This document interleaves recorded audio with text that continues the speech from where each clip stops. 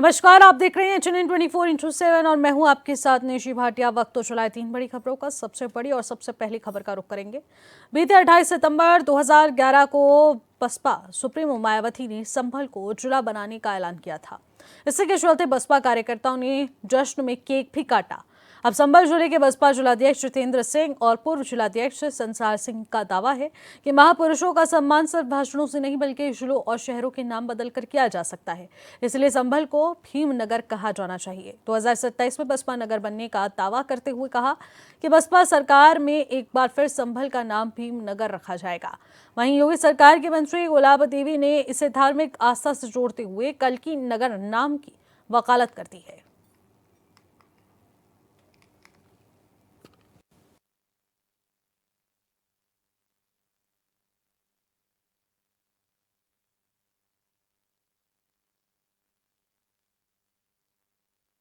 देखिए, सबसे पहले तो आदरणीय बहन जी का बहुत बहुत धन्यवाद, बहुत बहुत आभार कि संभल जैसी जो पिछड़ा कभी संभल में कहा जाता था, संभल को जो पहचान देने का काम यदि किसी ने किया है पूरे भारत में, पूरे हिंदुस्तान में यदि संभल की पहचान यदि हुई है तो जिला बनने से हुई है। और जिला बना करके आदरणीय बहन जी ने जो संभल को पहचान देने का काम किया, उसके लिए सभी जनपद संभल के वासियों को, भीमनगर के वासियों को खासतौर से कहेंगे बहुत बहुत बहन जी का आभार, बहुत बहुत धन्यवाद। भगवान कलिक का यहाँ अवतार होने जा रहा है और जहाँ भगवान कलिक का अवतार होने जा रहा हो और वहाँ संभल नाम हो तो ये शोभा नहीं देता।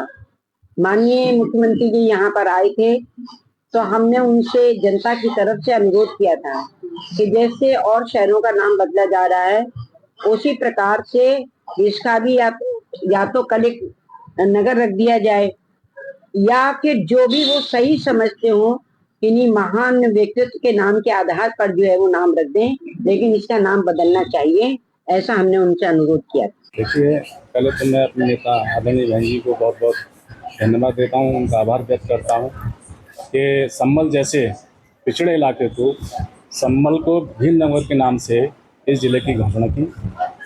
और संभल ज़िले के साथ साथ सबसे ज़्यादा जो परेशानी गुन्नौर विधानसभा को थी वो 100 किलोमीटर चलकर बदायूं पहुँचते थे और संभल के लोग भी 50-60 किलोमीटर चलकर मुरादाबाद पहुँचते थे। आज जिला बनने से सारे लोगों को राहत मिली है, चाहे वो स्वास्थ्य विभाग हो, चाहे वो पुलिस विभाग हो, चाहे वो डीएम कप्तान की जो समस्याएं, जो हम मुरादाबाद जाते थे या बदायूं जाते थे, उनकी सारी समस्याएं आज हैं, उनके आसपास ही मतलब जो है उस समस्या का निस्तारण हो रहा है।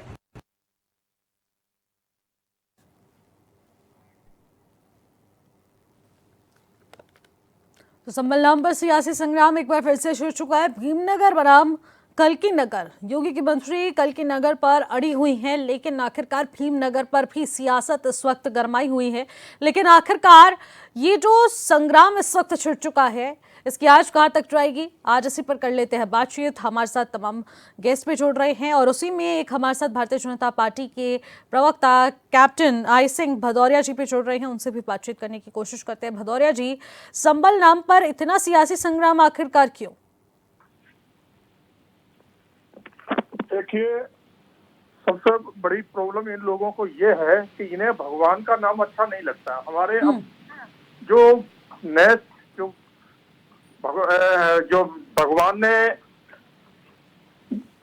त्रेता में कहा था कि अब कल्की के नाम से भगवान जन्म लेंगे जी, तो संभल वही धरती है, वही धरातल है कि जहाँ कल्की भगवान के रूप में हमारे विष्णु भगवान का वहाँ फिर एक नया जन्म होगा। तो अगर उसका कल्की नाम रखा जाता है संभल का, तो किसी को क्यों बुराई है, क्यों प्रॉब्लम हो रही है? इससे पहले भी काफी नाम बदले गए हैं जो सही नाम है। संभल से क्या लोगों को ज्यादा प्रेम है? अगर वहाँ भगवान कल्की के नाम से अगर उसका नाम बदल दिया जाता है, उसका नामकरण होता है, तो इनको। लेकिन भदौरिया जी, अगर किसी वीर सपूत के नाम पर भी नाम रख दिया जाए तो उसमें भी कोई बुराई नहीं है? वीर सपूतों के नाम पे हमारे यहाँ बहुत नाम है, एक नाम नहीं बहुत है। हमारे यहाँ वीर सपूतों पे तो कम है। हमारे यहाँ औरंगजेब के नाम पे, अकबर के नाम पे, आप दिल्ली में अगर आप हैं तो कभी देख सकते हैं कि दिल्ली की हर रोड का नाम और किसी न किसी जो मुगल आक्रांता थे उनके नाम पे बने हुए हैं। किसी वीर सपूत के जबकि अंतिम हिंदू सम्राट राजा पृथ्वीराज थे, हिंदुस्तान के अंतिम हिंदू सम्राट, उनके नाम पे कोई रोड दिल्ली के अंदर नहीं है, मगर जो विदेशी आक्रांता थे, खास करके मुगल उगल, उनके नाम पे हर एक रोड देख लो। तो हमारे यहाँ सोच शुरू से ये रही है कि जितने भी हमारे महापुरुष हुए हैं उनके नाम पे कोई संस्थान नहीं है, जितने हमारे हिंदू धर्म के देवी देवता हैं उनके नाम पे नहीं है, बस दो ही है, या तो मुगलों के नाम पे रहा है जो विदेशी आक्रांता हमारे देश में आए थे, हाँ। या फिर गांधी परिवार के नाम पे है। जो भी सरकारी संस्थान है, क्योंकि 65 साल इस देश पे शासन करने वाली कांग्रेस पार्टी थी, तो उन्होंने इस चीज का विशेष ध्यान रखा है कि हिंदू धर्म की पहचान हर जगह से मिटाई जाए, कहीं भी हिंदू धर्म का नाम ना आने पाए। तो ये सोच बड़ा ही उनकी एक सोच थी, और सोच में वो अपनी में कामयाब रहे जब तक उन्होंने शासन किया। तो इसलिए देश में ज्यादा से ज्यादा जितने भी चाहे सरकारी संस्थान हो या शहरों के नाम हो, वो आप देख लो ना, हिंदुस्तान में आप सर्च मार के देखो कितने ऐसे शहर मिलेंगे जिनका विदेशी आक्रांता जो हमारे देश में आए थे लुटेरे, उनके नाम पर शहर बसे हुए हैं। तो ये इनकी सोच रही है जी। भदौरिया जी, लेकिन दूसरी तरफ बसपा तो ये ठान कर बैठी है कि हमारी सरकार आने दो, भीमनगर ही नाम रखा जाएगा, चाहे योगी सरकार जो मर्जी कर ले। नहीं, वो तो देखो समय की बात बताएगी, समय क्या कहते हैं, हम अभी से नहीं कहेंगे कि उनकी कब आएगी कि नहीं आएगी। पहले तो वो अपनी सरकार ले आए तब ताकि बात ये सोचे, अभी तो किसी की कोई बात ही नहीं है। भीम भी नाम बुरा नहीं है, भीम भी हमारे एक महापुरुष थे, अर्जुन, भीम, कर्ण, तो ये भी हमारे एक महाभारत के महापुरुष थे हिंदू धर्म के, तो भीम के नाम पे होता तो हमें कोई प्रॉब्लम नहीं। बाकी ये है कि कल्कि भगवान का जो नाम सबने सुझाया है, हाँ। तो कल्कि भगवान के नाम पे किसी को बुराई नहीं होना चाहिए, चाहे मायावती हो, चाहे अखिलेश तो इस पे हाँ नहीं करेंगे, ना ही कांग्रेस करेगी, मगर मायावती जी को भी इसके ऊपर कोई इस तरह की जो है ना टिप्पणी नहीं करना चाहिए। कल्कि भगवान एक हमारे आने वाले अगले जो जन्म होगा भगवान का, तो कल्कि भगवान के रूप में होगा, तो उसके नाम पे अगर संबल का नाम रखा जाता है तो ये तो हम सबके लिए सम्मान की बात होना चाहिए, गौरव की बात होना चाहिए। और इस पे भी अगर कोई राजनीतिक पार्टियां विरोध कर रही है तो ये कहीं ना कहीं उनकी बड़ी संकीर्ण मानसिकता की सोच दर्शाती है जी। ठीक है भदौरिया जी, आप हमारे साथ बने रहिए। धर्मेंद्र सिंह जो कि सपा के प्रवक्ता हैं, वो भी इस वक्त हमारे साथ जुड़ रहे हैं। धर्मेंद्र जी, एकदम सियासी संग्राम छिड़ जाता है और तमाम बवाल के बीच आप लोग अड़े हुए हैं, और जिस तरीके से देखने को मिल रहा है कि एक सियासी जंग इस बीच छिड़ चुकी है, आखिरकार इसको लेकर क्या कुछ कहना चाहेंगे आप? जी नमस्कार। देखिए, नाम को लेकर के हाँ, समाजवादी पार्टी कभी इस तरह का विश्वास नहीं रखती। नाम बदल देने से क्या बदल जाएगा? क्या वहाँ के लोगों को मिलने वाली बुनियादी सुविधाएं बदल जाएंगी? क्या वहाँ शिक्षा रोजगार का सृजन हो जाएगा नाम बदलने से? ये देखिए, ये फिजूल के विमर्श है। और फिलहाल किसी कोई सो के उठा, रात में सपना देखा कल मैं कर दूंगा। जो संबल है, संबल कोई किसी ने रखा थोड़े, संबल तो पूरा पौराणिक नाम है। तो शास्त्रों में वर्णित है कि कल की अवतार संबल में होगा। अगर इसको मानते हैं तो ये कहना कि संबल का बदल के कुछ और कर देंगे तो इनके, अगर जिस तरह भारतीय जनता पार्टी के साथी कर रहे हैं, एक तरह से शास्त्रों का अपमान कर रहे हैं। दूसरी बात भाई देखिए, बहन जी और उनकी पार्टी दोनों भारतीय जनता पार्टी के कार्यालय से इस समय संचालित हो रहे हैं। और वर्तमान समय में तमाम चुनौतियां देश के सामने जो प्रमुख रूप से खड़ी हैं, जिसमें मतपत्रों की हेरा, ईवीएम मशीन के माध्यम से मतों की चोरी है, वोटर लिस्ट के माध्यम से वोटरों का अधिकार छीनना, वोट काट करके अपने हिसाब के अपने लोगों के वोट बढ़ा करके विरोधियों के वोट काट करके मैनिपुलेट करके चुनाव जीत लेना।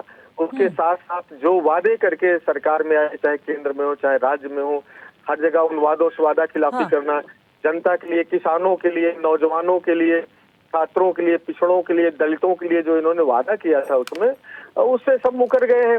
ना आज किसान की आय दोगुनी हुई, न नौजवानों को नौकरियां मिली, न पढ़ाई और दवाई सस्ती हुई।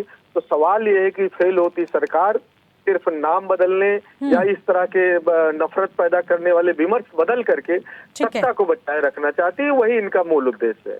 बिल्कुल धर्मेंद्र जी, आपकी बात काफी हद तक सही है और इसी को लेकर राजनीति भी यहाँ पर देखने को मिलती है। बहुत बहुत शुक्रिया धर्मेंद्र जी हमारे साथ जुड़ने के लिए, तमाम बातचीत करने के लिए। भदौरिया जी हमारे साथ बने हुए हैं। भदौरिया जी, देखने को मिल रहा है कि यहाँ पर अभी सपा के प्रवक्ता जुड़े, उन्होंने भी साफ कहा कि इस तरीके से मुद्दों को उठाकर यहाँ पर गुमराह करने की कोशिश की जाती है। आखिरकार नाम बदलने से क्या वो तमाम मुद्दे जो कि अभी इस वक्त जरूरत में हैं, क्या वो सही हो सकते हैं? बिल्कुल जरूरत है, क्यों नहीं जरूरत है। अगर पीछे टाइम में सरकारों ने जिन्होंने गलतियां की हैं तो हम उन गलतियों को क्यों दोहराएं। हम उन गलतियों को ही तो खत्म कर रहे हैं। जिस तरह से पिछली सरकारों ने वक्फ बोर्ड बनाया, वक्फ बोर्ड की कोई जरूरत थी? जिस तरह से भारत से कश्मीर को अलग करके धारा 370-35 से लगाई, कहाँ इसकी जरूरत थी? हमने उसको भी खत्म किया। वक्फ बोर्ड को भी हमने कानून बना के खत्म किया। 3 तलाक में जो ना मुसलमान बहनों के कितने ऊपर के क्या हालत रहती थी, उनकी क्या दुर्दशा होती थी, हमने उसको भी हटाया। तो हमने तो सबके लिए किया है। हमने किसी एक खाली ये कहोगे हिंदुओं के लिए किया है, मगर हम अगर हिंदुओं के ये हिंदुस्तान रहा है, यहाँ प्रभु राम ने जन्म लिया है, यहाँ बड़े बड़े कृष्ण भगवान ने इसी धरती पे जन्म लिया है, तो हम क्यों ना उनका नाम लें? क्यों ना उनके नाम से जो गांव के नाम, संदर्भ शहरों के नाम क्यों ना रखें? बिल्कुल रखना चाहिए। हम इनकी गलतियों के ऊपर हम क्यों चलते रहे? हाँ। इन्होंने तो विदेशी आक्रांताओं को सर्वोपरि बढ़ाया है, मगर हम आक्रांताओं को थोड़ी बढ़ाएंगे। हम तो उनको धीरे धीरे खत्म करेंगे, क्योंकि वो हमारे देश के लुटेरे थे। हमारे देश में उन्होंने नरसार किया था। लेकिन भदौरिया जी, जो अभी प्रमुख मुद्दे हैं उस पर ध्यान ना देकर सिर्फ और सिर्फ क्या इन सड़कों का, इन जगहों का, इन जिलों का नाम बदलकर क्या वो सारी स्थितियां ठीक हो पाएंगी? अपने आप में बड़ा सवाल बन जाता है, क्योंकि ये पूरी तरह से घूम फिर कर हम यहाँ पर आ जाते हैं। तो ये एक अपने आप में बड़ा सवाल पैदा हो जाता है भदौरिया जी कि आखिरकार संभल नगर का जो नाम है उसको बदल दिया जाता है, फिर उसके बाद कहा जा रहा है कि कल्की रख लीजिए और कभी कहते हैं भीमनगर रख लीजिए। इस तरीके से जनता को गुमराह करने की कोशिश की जाती है। लेकिन अभी हमारे साथ जो सपा के प्रवक्ता जुड़े तो उन्होंने ये स्पष्ट कहा है कि जो तमाम जनता के हित के मुद्दे हैं, बेरोजगारी, इसके अलावा भी तमाम ऐसे मुद्दे हैं, उस पर ध्यान केंद्रित नहीं किया जा रहा है। सिर्फ और सिर्फ सड़कों के नाम बदले जा रहे हैं और राजनीतिकरण के साथ ही साथ धर्मीकरण इनका किया जा रहा है और हिंदू बनाम मुस्लिम, इस तरीके की राजनीति यहाँ पर भारतीय जनता पार्टी करती है। क्या इस प्रकार से भारतीय जनता पार्टी की सोच है इस नाम को बदलने के पीछे? बड़ी तारीफें करी, सपा के बड़े कसीदे आपने पढ़े। सपा का शायद आपको चरित्र मालूम नहीं है। जब अखिलेश सरकार थी, इसी मेरठ में एक बहुत बड़े व्यापारी थे, ठीक है ना, व्यापारी की लड़की को उठा लिया गया था, शादी, और उसकी शादी की डेट फिक्स हो चुकी थी और उसको उठा लिया गया था। जब वो FIR दर्ज कराने गए तो उनसे ये कहा गया था कि बोले शांत रहिए, अगर आप FIR की कोशिश करोगे तो आप जिंदा भी नहीं बचोगे। तो ये सपा क्या बताएगी? ये क्या हमें सिखाएगी कि कैसे सरकार चलाई जाती, क्या मुख्य बुनियादी सुविधाएं क्या होती? अरे बुनियादी सुविधाएं तो हमारे टाइम में हो रही है और आपने भी उनकी लाइन दोहरा दी। तो मुझे लगता है कि सपा वालों ने आपको इसके लिए कोई सुपारी तो नहीं दे दी कि आप हमारी यहाँ मिला देना। तो भदौरिया जी, यानी कि आप समाजवादी पार्टी की बातों को ध्यान में नहीं रखते, क्योंकि वो खुद ही समाजवादी तुष्टीकरण की राजनीति करने वाली पार्टी, आप उस पार्टी को क्या क्या समझ रही हो? समाजवादी के कार्यकाल में हमारे प्रभु राम के जो कार सेवक थे उनके ऊपर गोलियां चलवाई गई थी। आप उनको अच्छा मानती हो? समाजवादियों को, समाजवादियों ने हरदम हिंदुओं का विरोध किया है। मुलायम सिंह 3 बार मुख्यमंत्री रहे, अखिलेश 1 बार रहे, मगर अयोध्या में रामलला के दर्शन करने 1 बार भी नहीं गए। तो आप इनको क्या मानती है? ये तो तुष्टीकरण की राय, ये तो नाम के हिंदू हैं, ये तो कर्म से मुसलमान हैं। आप इनकी क्या बात कर रही हो? ठीक है, ठीक है भदौरिया जी, बहुत बहुत शुक्रिया हमारे साथ जुड़ने के लिए, तमाम बातचीत करने के लिए। फिलहाल 3 बड़ी खबरों में यहाँ रुकेंगे एक छोटे से ब्रेक के लिए और ब्रेक के बाद जो लौटेंगे आप बने रहेगा।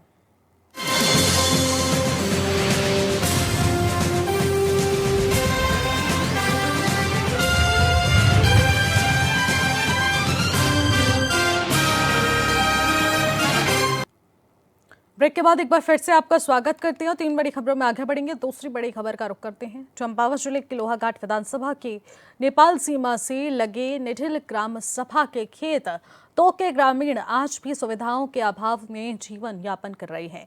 आपको बता दें कि खेत लोहाघाट ब्लॉक का नेपाल सीमा से लगा ये पहला गांव है जो कि महाकाली नदी के किनारे बसा हुआ है। अब वहीं खेत के युवाओं का कहना है कि पिछले 5 महीनों से गांव में नेटवर्क नहीं है, जिस कारण ग्रामीणों का लोगों से संपर्क नहीं हो पा रहा है। ऐसे में कोई भी घटना या दुर्घटना होने की स्थिति में ग्रामीण किसी को सूचित भी नहीं कर सकते और नेटवर्क ढूंढने उन्हें गांव से 3 से 4 किलोमीटर दूर आना पड़ता है। उन्होंने कहा कि आधुनिक युग में नेटवर्क ना होना काफी गंभीर विषय है। मामला संज्ञान में आने के बाद चंपावत के डीएम मनीष कुमार ने ग्रामीणों की समस्याओं का समाधान करने के लिए खेत गांव जाने का निर्णय लिया। जिलाधिकारी ने कहा कि जल्द ही वो सीमांत के पहले गांव खेत जाएंगे और ग्रामीणों की समस्याओं का समाधान भी किया जाएगा।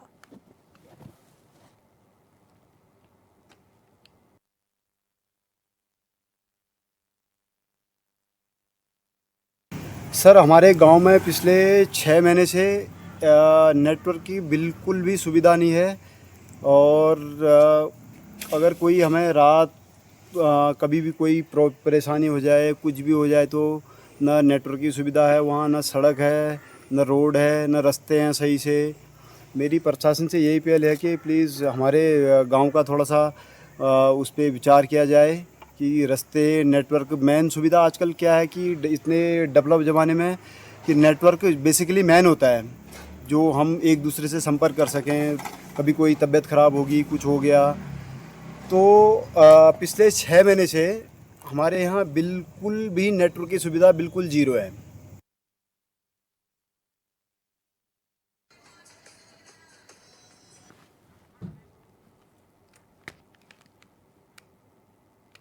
इसी खबर पर ज्यादा जानकारी के साथ लक्ष्मण बिष्ट हमारे संवाददाता सीधे हमारे साथ जुड़ रहे हैं। लक्ष्मण बिष्ट, बदहाल हालत में सीमांत का पहला गांव इस वक्त तमाम समस्याओं से जूझ रहा है। आखिरकार क्या कुछ समस्याएं इस वक्त हो रही हैं?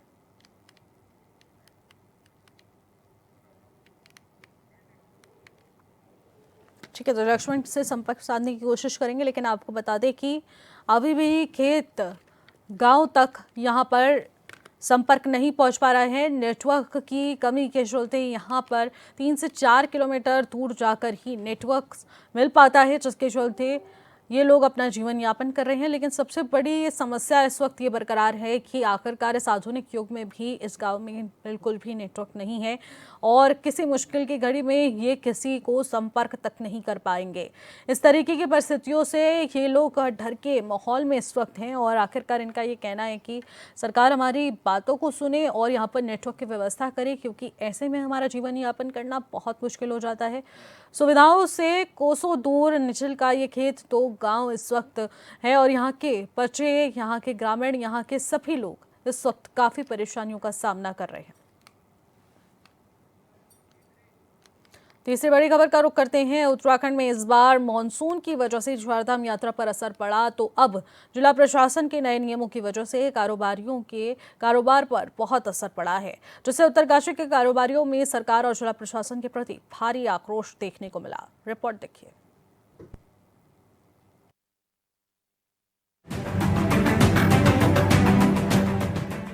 उत्तरकाशी के धराली क्षेत्र में आई भीषण आपदा के बाद अब एक बार फिर चारधाम यात्रा तो शुरू कर दी गई, लेकिन यात्रियों के नहीं रुकने से स्थानीय लोग परेशान हैं। भटवाड़ी से लेकर गंगोत्री तक के रेस्टोरेंट मालिकों के साथ होटल व्यवसाय से जुड़े लोग यात्रियों की नहीं रुकने के कारण घाम ताप रहे हैं। मुख्य आय का स्रोत यही रहता है कि ये सेब बेच के या जो खाने पीने को लेके यात्री रुकते हैं, इसी से चल पाता है। ये सारी चीज़ें बंद हो रखी है। दूसरी चीज़ यहाँ पे क्या होती थी कि यात्री आते थे तो लोग अलग से ठेली वगैरह लगा के सेब बेचा करते थे, वो चीज़ भी बंद हो रखी है, जिसकी वजह से काफ़ी ख़राब है स्थिति। यहाँ पे लगभग बिल्कुल भी दिन में यात्री रुकने का नाम नहीं लेता है। यहाँ से गाड़ी घुमाई उन्होंने, उसी सीधे उत्तरकाशी को चले जाते हैं, जो कि काफ़ी ख़राब असर डाल रहा है और ये स्वतंत्र रूप से चालू होनी चाहिए। 5 अगस्त को आई धराली की आपदा के कारण टेक्नोर क्षेत्र का जनजीवन पूरी तरह से अस्त व्यस्त हो गया था। आपदा के कारण गंगोत्री और यमुनोत्री की यात्रा रोक दी गई थी, लेकिन अब यात्रा फिर से संचालित है। लेकिन होटल व्यवसाय से जुड़े लोगों और सामाजिक कार्यकर्ताओं का आरोप है कि यात्रा सिर्फ आपदाओं के नाम पर डराकर करवाई जा रही है। सुक्की से लेकर के धराली तक हर दुकानदार, मेरे जैसे फड़बाज, मेरे जैसे जो टिपरी पे बैठने वाला है, वो 4 से 5 लाख का सेब बेचता है। इस बार ऐसे हालात हैं कि मैं कह रहा हूँ एक दिन में 500 से 400 रुपये की 1000 रुपये की बिक्री होने में मुश्किल है। मैं झूठ नहीं बोलूँगा, मैं दिल पे हाथ रख के मैं कहता हूँ कि यात्रा बिल्कुल शून्य है। रोड की हालत आपने देखी है, बड़ी बस आने के लिए नहीं, मैं स्वयं उत्तरा से आया हूँ। रोड की हालत बड़ी ख़राब है। मैं BRO भारत सरकार की एजेंसी है, BRO से निवेदन करूँ कि रोड को थोड़ा बढ़िया बना दें। रोड बिल्कुल गड्ढे में है और आपने देखा कि यात्री आने से डर रहा है और यात्री जो अभी आ रहा है वो कह रहा है हमें निकलना है। बहुत कम मात्रा में यात्री आ रहे हैं। तो मैं पुनः एक बार कहूँगा कि हमारी जो सेब है इस बार बिक्री बहुत कम है।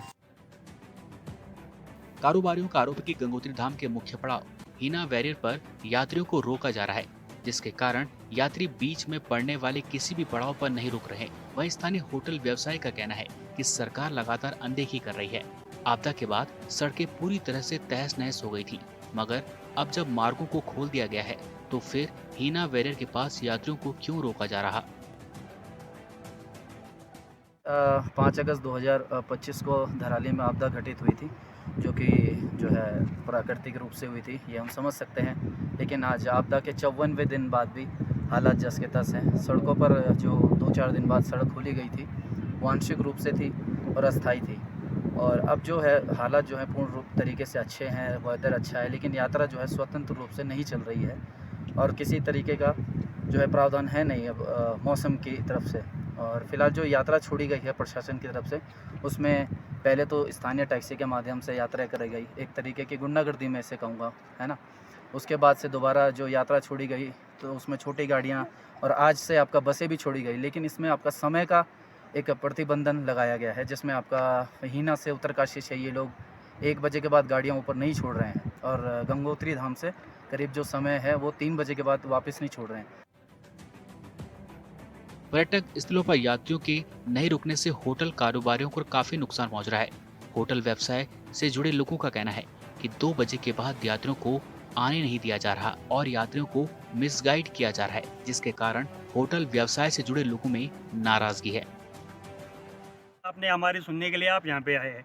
हम पूरे इस घाटी में लोग परेशान हो रखे हैं। आप देख रहे होंगे पूरे घाटी सूनी पड़ी हुई है, कोई भी यहाँ पे यात्रा नहीं चल पा रही है। इसका रीजन है, पहले तो बसों का नहीं था, अब इन्होंने बसों को आज से अलाउड कर दिया है। उसके अलावा इन्होंने क्या कर रहा है कि हीना पे एक चेक पोस्ट बनाया हुआ है जहाँ पे लोगों को मिसगाइड कर रहे हैं कि 1 बजे के बाद आपको जो है एंट्री नहीं है ऊपर जानी। अब आप बताइए कोई कस्टमर अगर बड़कोट से चलेगा सुबह, वो यहाँ तक पहुँचने में कितना टाइम लगेगा उसको? तो 1 बजे तक उत्तरकाशी नहीं पहुँच पाएगी, फिर घाटी में कैसे आएगा वो?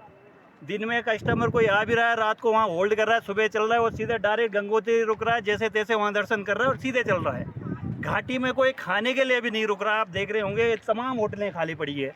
अब बताओ ऐसे में कैसे हम लीज देंगे?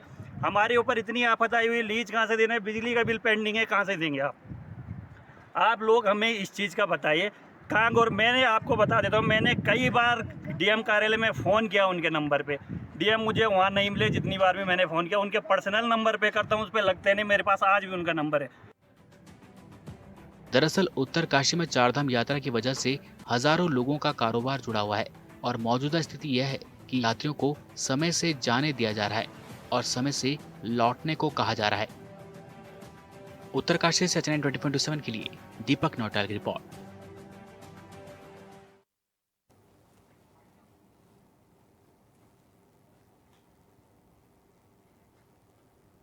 फिलहाल 3 बड़ी खबरों में मेरे साथ इतना ही। आप बने रहेगा Channel 24/7 के साथ। नमस्कार।